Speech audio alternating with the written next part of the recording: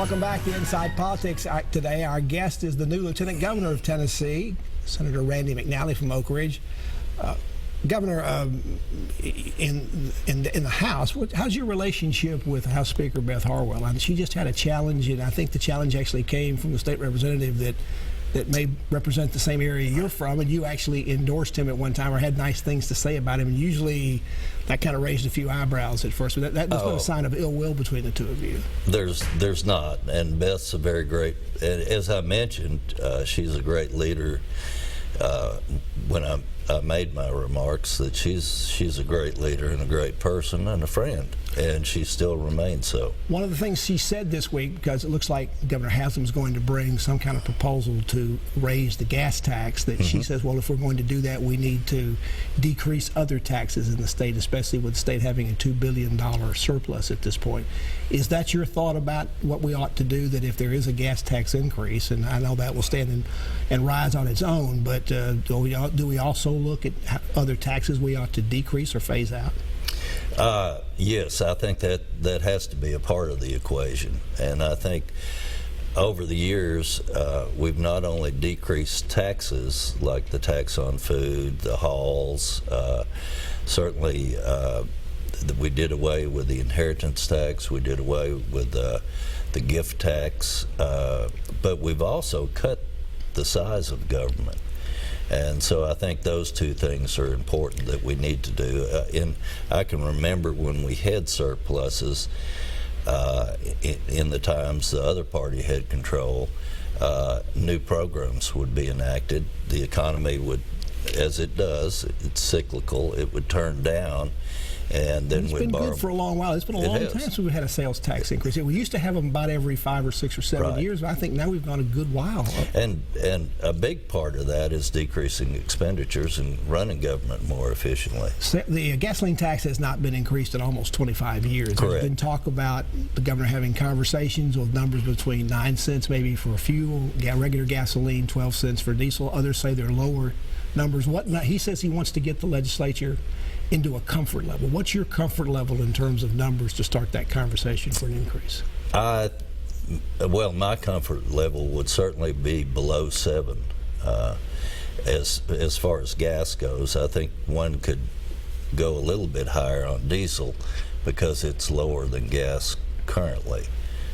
Now, there have been calls also for either some of the gas tax or for the local and county governments, particularly in Middle Tennessee, to have an option to be able to institute by referendum their own taxes to take care of the mass transit issues in this area. Now, Oak Ridge is in an area that's also one of the, more or less part of the urban parts of the state over in Knoxville. Correct.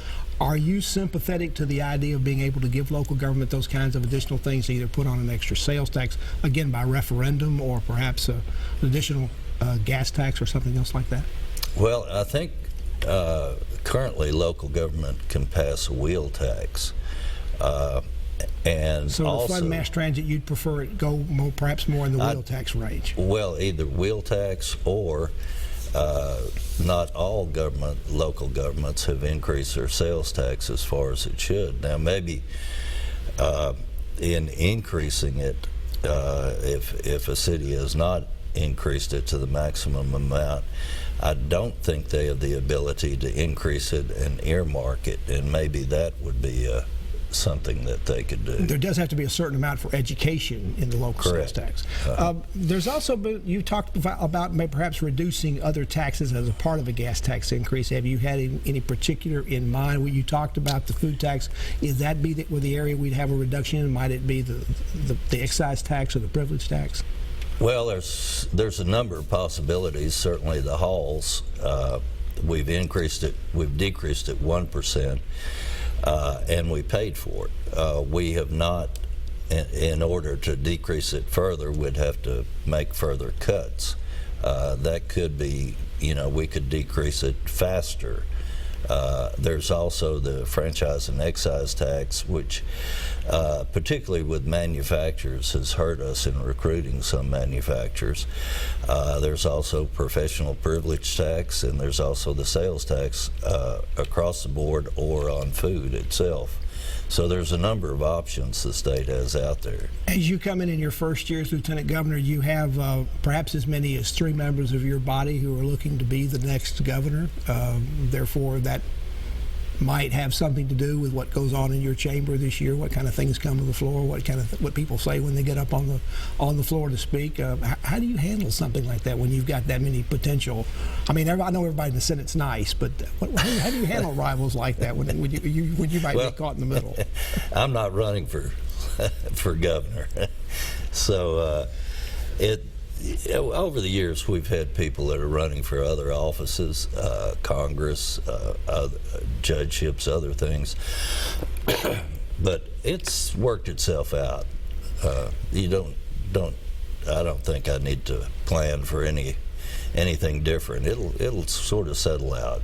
Another issue this year appears to be, and this is gaining in stature, or at least in prominence every year, doing something about allowing medical marijuana in Tennessee. That's going on in a lot of states these days. The proposal didn't get very far at first. Now it seems it may be seriously debated this year. What are your thoughts about being able to allow marijuana to be used for medical treatment in the state?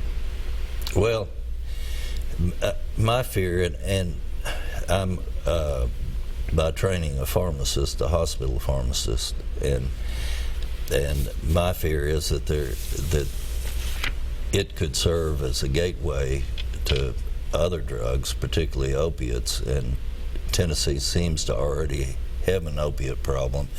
I wouldn't want to do anything to exacerbate it. And over my career, I've tended to be a strong supporter of law enforcement. And what law enforcement is telling me is that it would be sort of the first step in legalization of recreational use. Lieutenant Governor Randy McNally is our guest. He's the new Lieutenant Governor of Tennessee, the new Speaker of the Senate elected this week. Back to continue our conversation with him about upcoming issues in the legislature after you watch these messages.